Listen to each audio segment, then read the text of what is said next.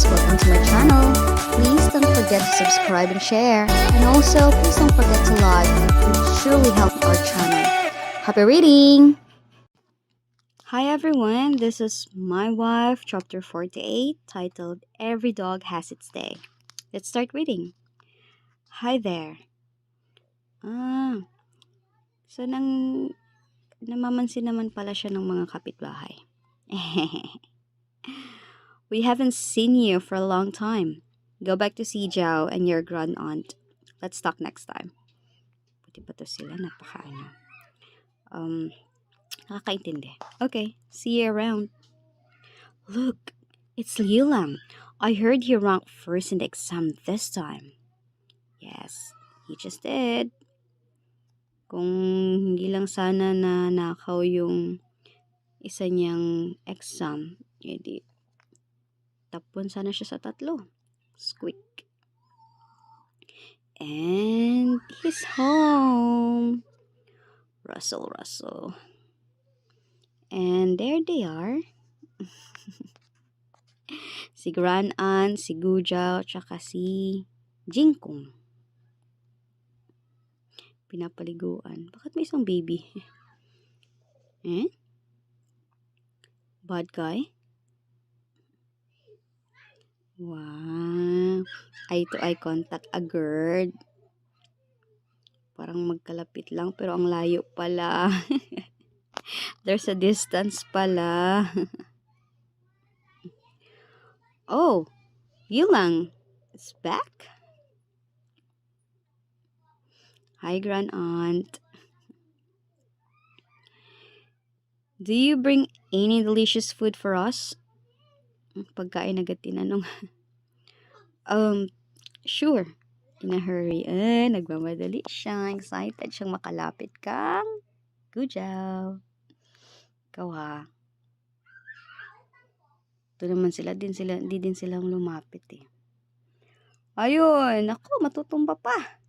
Tripped. Hold. Damn it, I was distracted. Oops. Ano ba?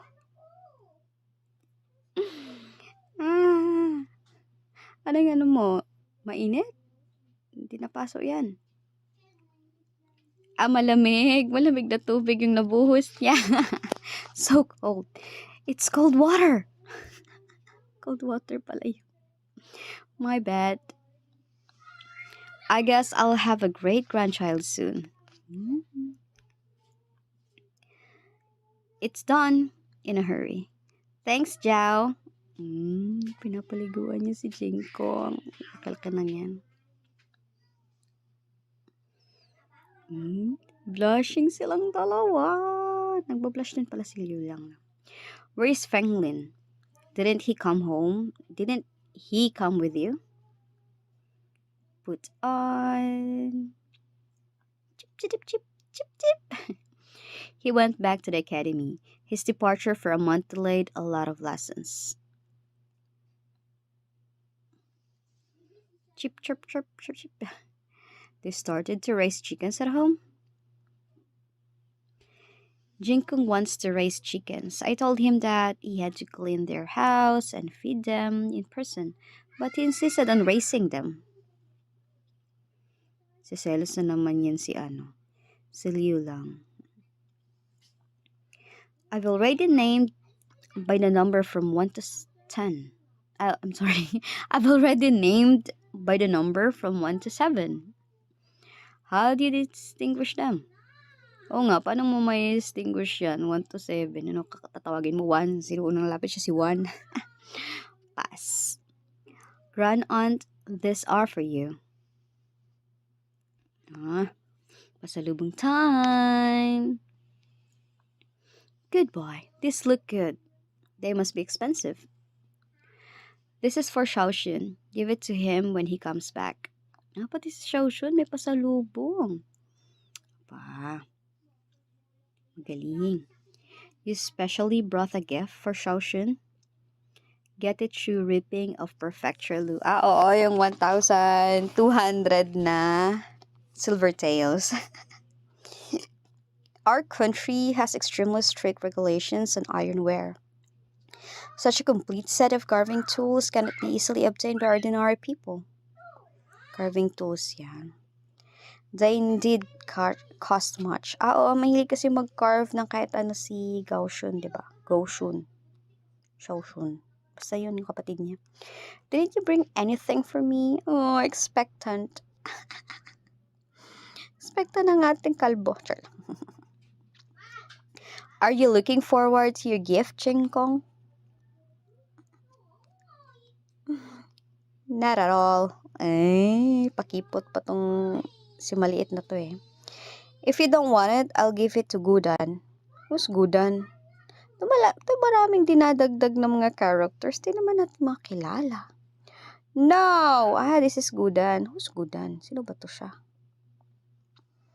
He's still too young to play this. Kinuha din naman. Magaling din mang provoke tong isang to eh.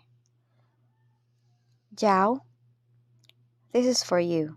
May pag-gift din siya kay Jiao. Of course. She's the wife. What do you expect? Ano kayang gift niya? Is it a hairpin? Oy, expectant ng hairpin. The box is so elaborate. It must be at least a silver hairpin inside.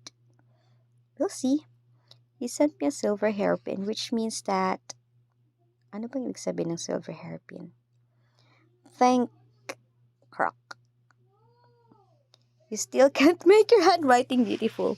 Besides the way you hold the brush pen, it may have something to do with the brush itself.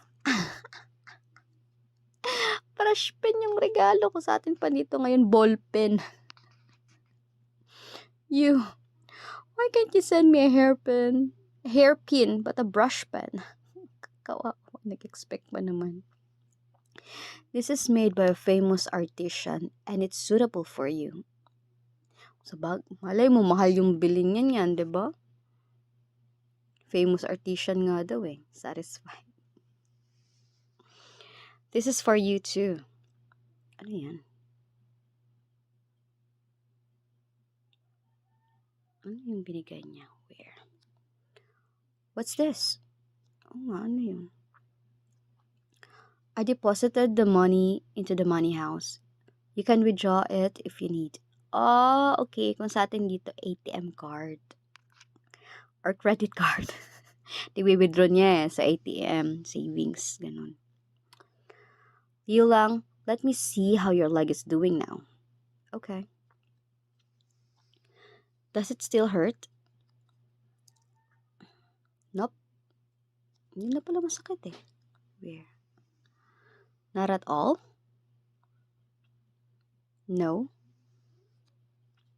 Well, it feels good. Seems that Fenglin didn't slack off. He has been urging Lilang to exercise. If you're done, I'm gonna check if Grand Aunt needs my help. Rice. Okay. His muscle function has basically recovered. By why can't he walk without a crutch? Is it due to excessive self-protection or does he have an emotional blockage? Pwede both? What on earth did you go through?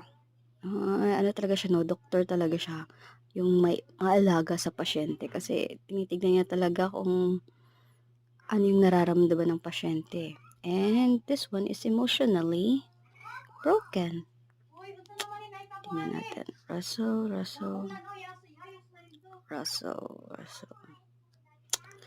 Yilang got 2 number 1s in the exams.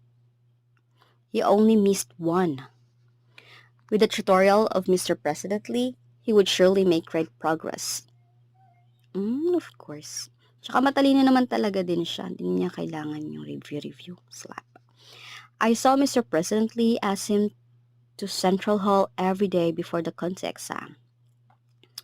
Again, since Grandpa lost his position, the whole family has been preoccupied. Silent. Weird. Si Gashong lang yung eating without caring about others. Siya lang yung kain ng kain. Gujo is lucky. Doesn't Guyui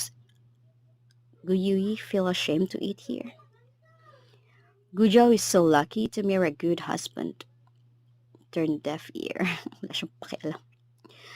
The dumb girl. She ruined our business, making us get no profit at all. But Grandpa lost his job because of this. Bakit kasi kayo ng loko? Kasalanan niyo yan. I think the lucky person should be Xiao Lilang. Does he know whom he married? The daughter of Marcus. Book, ayun. Ito na naman tong dalawang to. Nagtutulak ka na naman kasi magpapasip-sip for sure.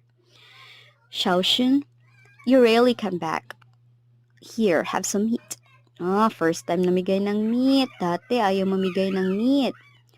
What? Xiaoxun, I prepared some tea leaves and 2 chickens. Let me bring them to your sister with you later. Yan. Nagpapasip-sip na sila. I can bring them to her alone. Why are you going with me? We shouldn't have treated her like that before. We are family, aren't we? I'll apologize to her. Char. Let's live together harmoniously from today forward. Char. Talaga lang, ha? You saw Liu Lang pass the exam, so you want to fawn on him, huh? We are the things.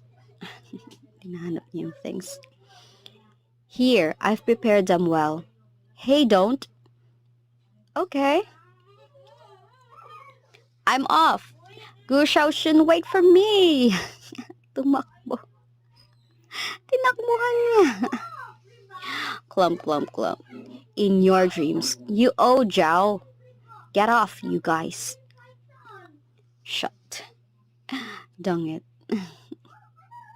Pinagsakan niya ng pinto. You bastard.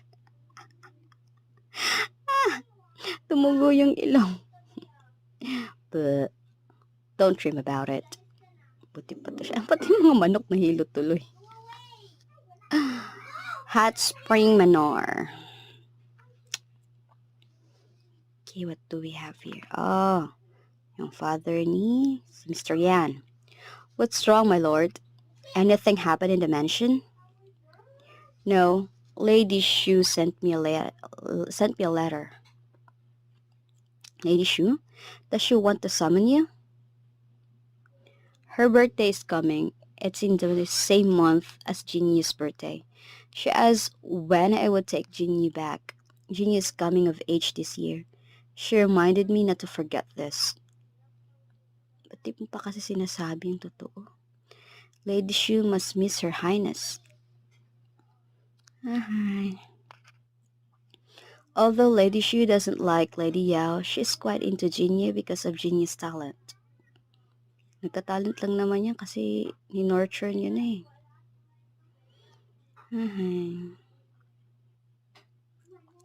Yan is getting so much better now, and he can return to the capital city.